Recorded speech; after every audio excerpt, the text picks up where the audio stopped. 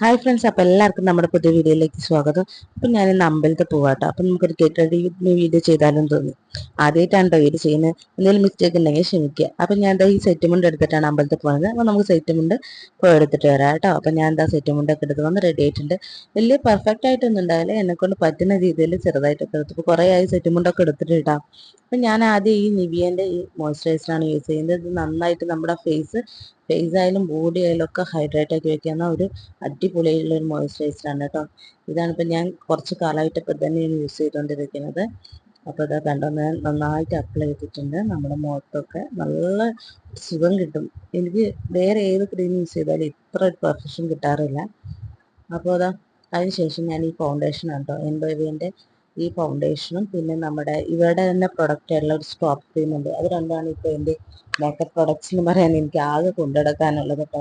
കൺസീലറോ ഹൈലൈറ്ററോ അങ്ങനെയുള്ള സാധനങ്ങളൊന്നും എനിക്ക് ഉപയോഗിക്കാറില്ല. രണ്ടാമത്തെ കാര്യം ഉപയോഗിക്കാനൊക്കെ അറിയത്തുമില്ല. എനിക്ക് എപ്പോഴും അങ്ങനത്തെ കാര്യങ്ങളൊക്കെ ഉപയോഗിക്കാൻ പേടിയാണ്. കാരണം ഉപയോഗിച്ച് കഴിഞ്ഞ് കഴിഞ്ഞാൽ ഇത് എങ്ങനെ എവിടെ എത്തുന്നൊന്നും പറയാൻ പറ്റില്ല. അതുകൊണ്ട് ഞാൻ അങ്ങനെ വല്ലാണ്ട് ഉപയോഗിക്കാറില്ല കേട്ടോ. പിന്നെ ഇതൊക്കെ ഉപയോഗിക്കുന്നവരോട് ശരിക്കും പറഞ്ഞാൽ അസൂയ തന്നെ. കാരണം അവർക്ക് ഇതൊക്കെ ഉപയോഗിക്കാൻ അറിയുന്നോണ്ടല്ലേ അവർ ഉപയോഗിക്കുന്നത്. അല്ലാണ്ട് ഇത് വാരി തേച്ചിട്ട് കോലം കെട്ടി കാണാൻ ആർക്കും ഇഷ്ടം ഉണ്ടാവില്ലല്ലോ. അപ്പൊ അങ്ങനെയൊക്കെ ചെയ്യുന്നവരോട് എനിക്ക് ഭയങ്കര റെസ്പെക്റ്റ് ആണ് കേട്ടോ. എനിക്ക് ഭയങ്കര ഇഷ്ടമാണ് അങ്ങനെ നടക്കാൻ. പക്ഷെ എനിക്കിത് അറിയാത്ത കാരണം ഞാൻ വല്ലാണ്ട് കോലം കെട്ടാൻ നിൽക്കാറില്ല. അപ്പോൾ ഇതാ ഞാൻ എൻ്റെ മുഖത്ത് ഇത് നന്നായി ബ്ലെൻഡ് ചെയ്തിട്ടുണ്ട്. ഇനി കുറച്ച് സ്ട്രോക്ക് ക്രീം അതിൽ ബാക്കിയുള്ളത് എടുത്തിട്ട് ഇതുപോലെ ചീക്സിൻ്റെ അവിടെയും മൂക്കിൻ്റെ അവിടെയും അതുപോലെ താടിയുടെ അവിടെയും ജസ്റ്റ് ഒന്ന് അപ്ലൈ ചെയ്ത് കൊടുക്കട്ടോ. അപ്പോൾ ഈ വെയിലൊക്കെ ഇങ്ങനെ കൊള്ളുമ്പോൾ ജസ്റ്റ് അവിടെ തിളങ്ങാൻ വേണ്ടിയിട്ടാണ് കേട്ടോ. നല്ലൊരു ഹൈലൈറ്റർ പോലെ നിൽക്കും എന്നാണ് പറയുക. ഹൈലൈറ്റർ ആവുമെന്നൊന്നും എനിക്കറിയില്ല, പക്ഷെ എനിക്ക് നല്ലൊരു ഫീല് തോന്നാറുണ്ട്. മുഖം ഒന്ന് ഷൈൻ ആയ പോലെ തോന്നാറുണ്ട്.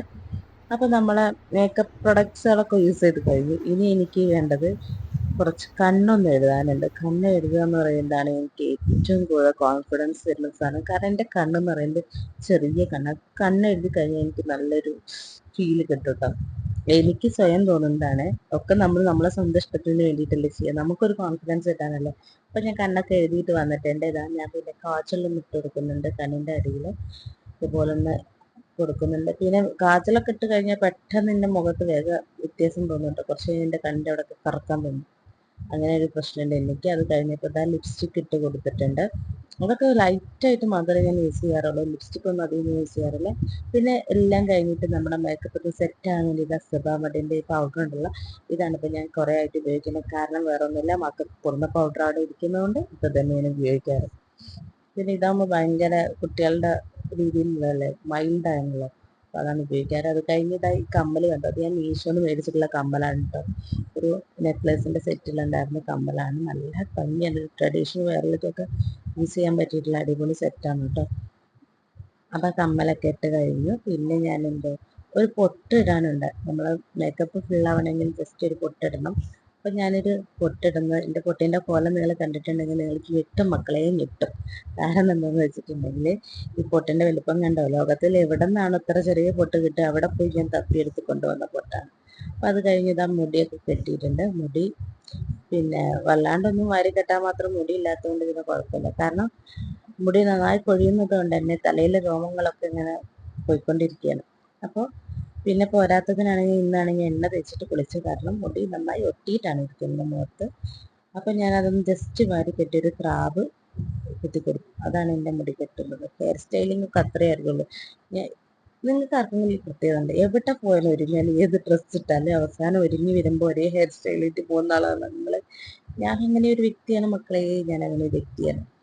എന്താ ചെയ്യുക?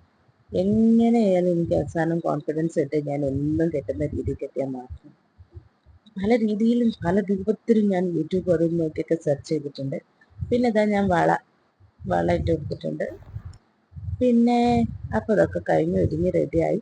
നിങ്ങൾക്ക് ഇഷ്ടപ്പെട്ടോ എൻ്റെ ഞാൻ ഒരുങ്ങിയത്? ഇഷ്ടപ്പെട്ടെങ്കിൽ ലൈക്ക് ചെയ്യുക, ഷെയർ ചെയ്യുക, ചാനൽ സബ്സ്ക്രൈബ് ചെയ്യുക.